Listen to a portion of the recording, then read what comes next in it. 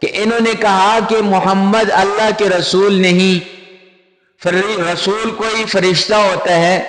تو اللہ فرماتے ہیں یہ تو اپنی بات کے اندر بھی ٹکتے نہیں، بل قالوا اضغاث واحلام،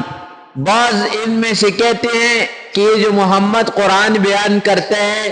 یہ خواب ہے، یعنی انسان بسا اوقات ایسے ہوتے ہیں خواب کے اندر کوئی چیز دیکھتے ہیں صبح اٹھ کر بیان کر دیتے ہیں، فرمایا کہ محمد بھی پریشان کرنے والے خواب ہمیں سنا رہا ہے۔ دوسروں نے کہا نہیں آپ لوگ غلط کہہ رہے ہو، بل افتراء ہو، یہ محمد قرآن خود گڑھتا ہے،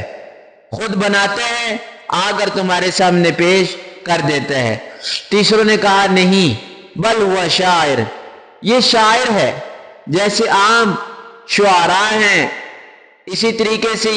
یہ بھی محمد بھی شاعر ہے، ہاں، اور لوگوں کے کلاموں کے اوپر اس کے کلام کو ترجیح ہے کہ اس نے عمدہ کلام لکھ کر لایا ہوا ہے، اس سے زیادہ محمد کچھ بھی نہیں۔ سب نے کہا فَلْيَأْتِنَا،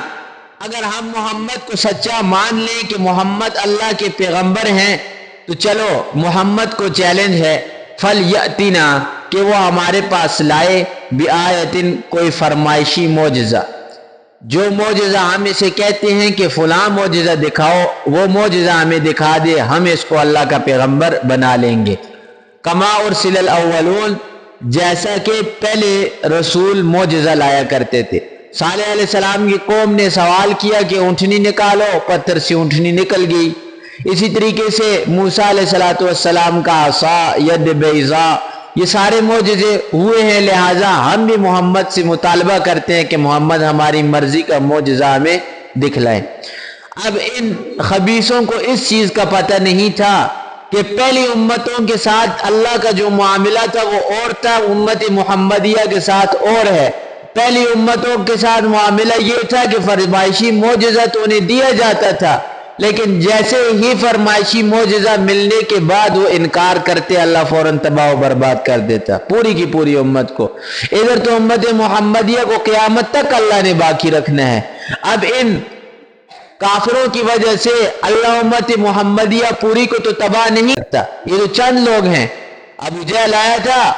آ کر کعبے کے غلاف کو پکڑ کر کہنے لگا اللہم ان کان ھذا ھو الحق عندک فامطر علینا حجارۃ من السماء، کہ اگر محمد حق کے اوپر ہے، قرآن حق ہے، تو یہ اللہ ہمارے اوپر پتھر برسا۔ اور اللہ اگر اس ایک جاہل کی دعا سن لیتے، پوری امت محمدیہ کو تباہ کرتے، ایسا تو نہیں ہو سکتا۔ یہ معاملہ پہلی امتوں کے ساتھ تھا، امت محمدیہ کے ساتھ یہ معاملہ نہیں۔ اب اللہ جواب میں کیا فرماتے ہیں، ما آمنت قبلہم، نہیں ایمان لائی ان سے پہلے، من قریۃ، بستیوں والے، یعنی ان سے پہلے بستیوں والے ایمان نہیں لائے۔ کون سی بستیوں والے؟ اہلکنا، جنہیں ہم نے ہلاک کیا، یعنی فرمائشی معجزہ ہم نے انہیں دیا مانگنے کے اوپر، لیکن معجزہ دیکھنے کے بعد بھی وہ ایمان نہیں لائے، تو فرمایا جیسے وہ نہیں لائے تو تم بھی نہیں لاؤ گے، تو ہم کیوں آپ کی بات مانیں۔ ما آمنت قبلہم من قریۃ اہلکناھا افہم یؤمنون، آمنوا فہم مومنون، کیا وہ لوگ ایمان لائے تھے کہ تم بھی ایمان لاؤ گے؟ جیسے پہلے نہیں لائے ویسے ہی تم بھی نہیں لاؤ گے، جیسے وہ گندے تھے ایسے تم بھی گندے ہو، جیسے وہ کفر و شرک کے اندر وہ مبتلا تھے ایسے ہی تم بھی مبتلا ہو۔ اور دوسرا سوال جو تم نے کیا ہے کہ رسول کوئی انسان نہیں ہو سکتا، تو سن لو، وما ارسلنا، نہیں بھیجا ہم نے کوئی رسول قبل کا، اے محمد رسول اللہ آپ سے پہلے، الا رجالا، مگر وہ مرد ہی تھا۔ اللہ نے آدم سے لے کر عیسیٰ تک جتنے انبیاء اور رسول بھیجے ہیں وہ سارے کے سارے مرد تھے، کوئی ان میں فرشتہ نہیں تھا، کوئی ان میں عورت نہیں تھی، اللہ نے تمام کو مرد بنا کر بھیجا ہے۔ نوحی الیہم، اللہ ان کی طرف وحی کی جاتی تھی، اللہ وحی بھیجتے تھے ان کی طرف، پیغام اپنا بھیجتے تھے۔ اب فرمایا فاسألوا اہل الذکر، تم سوال کرو اہل علم سے، تمہیں مشرکین تم تو جاہل ہو، تمہیں تو پتہ نہیں کہ علم کیا چیز ہے، تم نے تو صرف جاہلیت کے شعر پڑے ہوئے ہیں، تم محمد کی قدر کیا جانو؟ تم ایسا کرو، جاؤ جا کر یہودیوں سے پوچھو کہ تمہارا موسیٰ انسان تھا کہ فرشتہ تھا،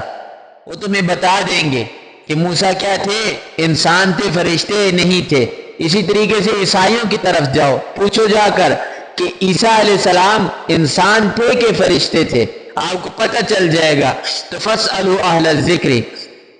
یہ قرآن کا حکم ہے کہ جب انسان کو کسی مسئلے کے بارے میں پتہ نہ ہو تو اس کے لیے فرض ہے کہ وہ جا کر اہل علم سے سوال کرے۔ اہل علم سے سوال کرنے میں کوئی کسی قسم کی شرم نہیں، قرآن کا حکم ہے، فرض ہے کہ انسان کو ایک مسئلے کا پتہ نہیں تو وہ جا کر پوچھے۔ ان کنتم لا تعلمون، اگر تمہیں علم نہیں